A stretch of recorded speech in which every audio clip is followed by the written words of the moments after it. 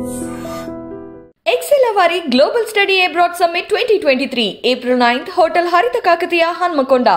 Entry free.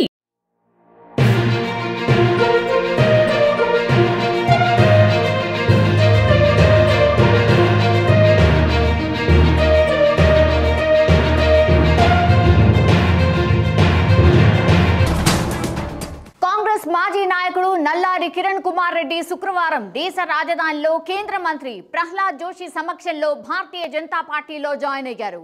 బీజేపీలోకి చేరిన వెంటనే మాజీ పార్టీ నేతలపై పలు వ్యాఖ్యలు చేశారు. కాంగ్రెస్ ఓటమి నుంచి గుణపాఠం నేర్చుకోవడం లేదు, కాంగ్రెస్ కు పవర్ మాత్రమే కావాలి, లోపల ఏం జరుగుతుందో అది గ్రహించలేకపోతోంది అని ఆయన కామెంట్ చేశారు.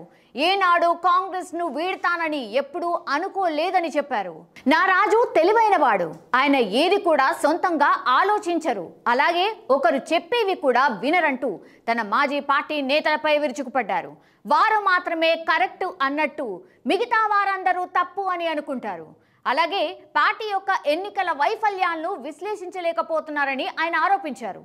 అంతేకాకుండా కాంగ్రెస్ అన్ని రాష్ట్రాలను దెబ్బతింటోందని, ఆ పార్టీ తీసుకునే తప్పుడు నిర్ణయాల వల్లే తమ పేరును కోల్పోవడానికి ప్రధాన కారణమని ఆయన చెప్పుకొచ్చారు.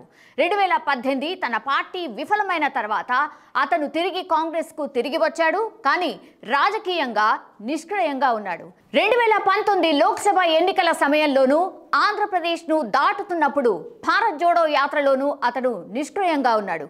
ఈ సందర్భంగా ఆయన మాట్లాడుతూ, బీజేపీలోకి నన్ను ఆహ్వానించినందుకు ధన్యవాదాలు, మోడీ నాయకత్వంలో పనిచేస్తా, బీజేపీ నేతలు పార్టీ కోసం కష్టపడి పనిచేస్తారని ఆయన పేర్కొన్నారు.